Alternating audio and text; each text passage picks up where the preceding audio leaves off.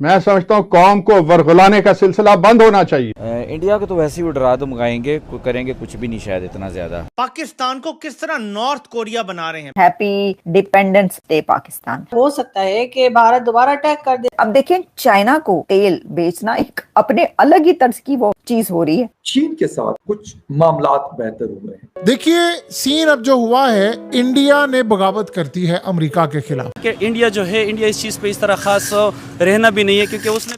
नमस्कार दोस्तों, मैं दलीप सिंह निर्वाण, स्वागत है आपका ग्रेट वाइल्ड रिएक्शन चैनल में। आज की जो वीडियो लाए हैं वो है साक्षी रेट की, जिसका टाइटल है इंडिया हमें बुरी तरह से अपने जाल में फंसाता जा रहा है। चलिए दोस्तों वीडियो देखते हैं। पहले मैं समझता हूँ कौम को वरगुलाने का सिलसिला बंद होना चाहिए।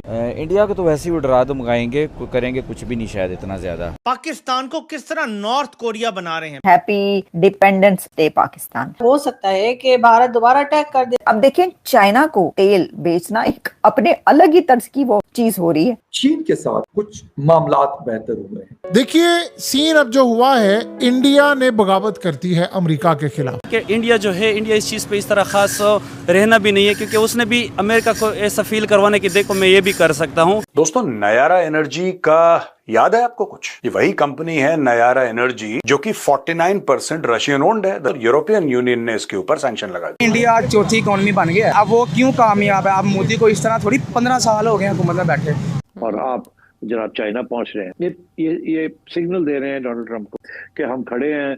और पाकिस्तान जो इस टाइम दुमछल्ला बना हुआ है यूरोपीय यूनियन का। पाकिस्तान मेरा पहला बाप है, पैलेस्टाइन मेरा दूसरा बाप है, ईरान मेरा तीसरा बाप है, सीरिया मेरा छोटा बाप है। पाकिस्तान का हाल कुछ इस मीम के जैसा हो गया है। आखिर बेचारा करे तो करे क्या? एक अब्बू को खुश करने के चक्कर में दूसरे अब्बू दूर होते जा रहे हैं। कुछ भिखारिस्तानी बेसन के पकौड़ों को ये फील हो रही है हम चाइना और यूएसए को बैलेंस कर रहे हैं। जो आईएमएफ के सामने $1 बिलियन के लिए सीधा लेट जाते हैं, वो बैलेंस करेंगे चाइना और यूएसए को। अच्छा मजाक है। भिखारिस्तानी एक्चुअल में इससे परेशान है कि इंडिया और चाइना दोनों करीब आ रहे हैं। हाल ही में खबर ये भी आ रही है, इंडिया चाइना को रिफाइन किया हुआ तेल एक्सपोर्ट करेगा और चाइना इंडिया को यूरिया एक्सपोर्ट करेगा। इससे तो बेचारे और भी ज्यादा सदमे में पहुंच गए हैं। जब से इनके ट्रम्प अब्बू ने कहा है इंडिया पर एडिशनल टैरिफ 25% नहीं लगेगा, हो सकता है और कम ही हो जाए टैरिफ। रोना बंद कीजिए। बात यह है कि मैं समझता हूं कि बड़े जोश और जज्बे हमें नजर आ रहे हैं मीडिया में भी, हमारे एनालिस्ट भी, हमारे राइटर भी, हमारे कॉलम भी पाकिस्तान में के हक में बात कर रहे हैं। बहुत अच्छी बात है, मैं सबको अप्रिशिएट करता हूं। ठीक है, लेकिन मैं समझता हूं कौम को वरगुलाने का सिलसिला बंद होना चाहिए। कौम को जो लोग वरगुला रहे हैं वो हमारे कौमी मुजरिम हैं। एक तरफ पाकिस्तान ये देख रहा है कि चाइना की दोस्ती जो है वो अब भारत से होती दिखाई दे रही है। अमेरिका जो है वो इस वक्त हमारे साथ है, लेकिन अमेरिका हमारे साथ कितने अरसे के लिए है? क्या ये बहुत लंबे अरसे तक पाकिस्तान का साथ देगा? क्या बहुत लंबे अरसे तक पाकिस्तान से अमेरिका को कोई काम है जो वो हमें फंड भी करता रहेगा और हमारा साथ और हमारी वाह प्रोडक्शन भी हमारे लिए करता रहेगा? क्या ऐसा ही लगता है? हमें तो नहीं लगता। टैरिफ लाते ने असी वो हुआ ये है कि उन्होंने अच्छा टैरिफ लाते ने, वो तेल उन्होंने चीन को बेच दिया। अच्छा, अब देखिए, चाइना को रशिया का तेल बेचना एक अपने अलग ही तर्ज की वो चीज हो रही है। कैसे भाई? चीन तो पाकिस्तान का लाया है, तो भारत तेल बेच रहा है चीन को। पाकिस्तान वालों तुसी कितने हो? चीन से क्यों नहीं कहते आपके क्यों खरीद रहे हैं आप? सब ट्रम्प साहब जो है मना कर रहे हैं मोदी साहब को कि जी आप ना खरीदें, और वो जो है खरीद के वो चीन को बेच रहे हैं। तो चीन तो आपका समंदर से गहरी और शहद से मीठी दोस्ती कहाँ गई? आप उनको कहें कि भाई आप क्यों, आपका दुश्मन है ना, आप दुश्मन से क्यों ले रहे हैं? तो वो कहेंगे, चाइना कहेगा भाई साहब दुश्मन हमारा तुमसे बड़ा है, लेकिन ट्रेड में कोई दुश्मन नहीं होता। क्या जो पाकिस्तान और अमेरिका की कुर्बतें हैं वो बीजिंग उसको भी देख रहा है और वो चीन को बुरी लगी है? ये भी एक क्वेश्चन है। इस दौरान क्या पाकिस्तान को जवाब देने के लिए चीन जो है थोड़ा सा एक कदम इंडिया की तरफ आगे बढ़ता है तो पाकिस्तान के लिए भी मुश्किल सूरत हाल हो सकती है। लेकिन क्योंकि इंडिया ने भी, हमने देखा एक ऐसे लेवल पे इंडिया भी गया था चीन के खिलाफ कि भाई मतलब उनके टेक्नोलॉजीज और उनकी चीजों का कहते बॉयकॉट करेंगे, ये करेंगे, वो सारी चीजें हमने देखी हैं।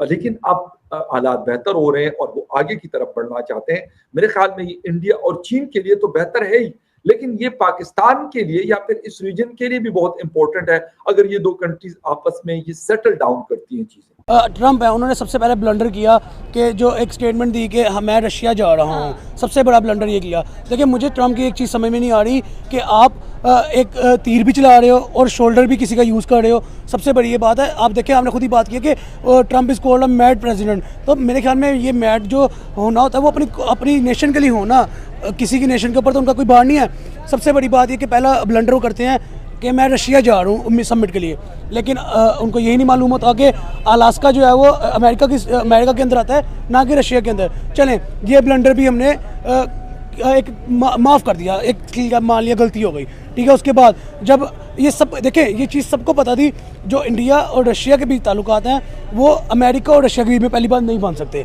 ठीक है। रशिया इंडिया का भाई बना हुआ है, इंडिया रशिया का भाई बना हुआ है। आप देखें कि Ukraine, I think Ukraine Russia की जब वॉर स्टार्ट हुई थी तब से इंडिया रशिया के साथ ऑयल की ट्रेड कर रहा है और कहते हैं कि बगैर रुकावट के कर रहा है, करी जा रहा है। दोस्तों, नयारा एनर्जी का याद है आपको कुछ? ये वही कंपनी है नयारा एनर्जी जो कि 49% रशियन ओन्ड है। द चाणक्य डायलॉग्स में हमने इसको कवर भी करा था और यूरोपियन यूनियन ने इसके ऊपर सैंक्शन लगा दिए। इसलिए लगा दिए कि साहब आप तो रशिया से तेल खरीदते हैं, क्रूड ऑयल खरीदते हैं, आप उसको रिफाइन करते हैं, आप भारत में बेचते हैं, दुनिया भर में बेचते हैं, पैसा कमा रहे हैं और ये गलत चीज और हम आपके ऊपर सैंक्शन लगाएंगे। चलो भाई ठीक है। अच्छा, साउथ ईस्ट एशिया के कोई देश की तरफ इनके टैंकर जा रहे थे, इनका माल जा रहा था। अचानक कुछ ऐसा हुआ कि इसको चाइना की ओर डाइवर्ट कर दिया। अचानक रातों रात चाइना की ओर डाइवर्ट कर दिया। दोस्तों ये देखिए ना, जियोपॉलिटिक्स में अब आप कन्फ्लुएंस देख रहे हैं। यही चाइना और भारत की झड़प हुई थी गलवान में आज से 5 साल पहले, और आज की तारीख में these people are again becoming friends, ना भी बोलूं तो एक कंफर्टेबल नेबर्स तो कम से कम हो रहे हैं, अच्छी अच्छी बातें कर रहे हैं एक दूसरे के बारे में, और कुछ ऐसे कदम भी उठा रहे हैं जिससे कि क्लोजनेस हो जाए भारत और चीन के बीच में। लाइक इंडिया की मिसाल ली जाए तो इंडियंस जो हैं वो ऑलरेडी 19-20 मुल्क ऐसे हैं जिनके साथ उनका कॉन्ट्रैक्ट है, ये अपनी जो लोकल करेंसीज हैं उसमें डील कर रहे होते हैं। और जहाँ तक मेनली ये ऑयल जिन कंट्रीज़ के पास है उनमें। चलिए दोस्तों, वीडियो यहीं पे ख़त्म करते हैं। भाइयों, नायरा एनर्जी जिसमें रूस का 49% ही स्टेक है, 51% इंडिया का है, इसलिए ये कंपनी इंडियन ही कहलाती है। इस पर यूरोप ने बैन लगा दिया कि इससे बना हुआ तेल और प्रोडक्ट हम खरीदेंगे नहीं। वो तेल अब जा रहा है चीन में। तो दोस्तों, आपकी इस बारे में क्या राय है, आप हमें कमेंट करके ज़रूर बताना।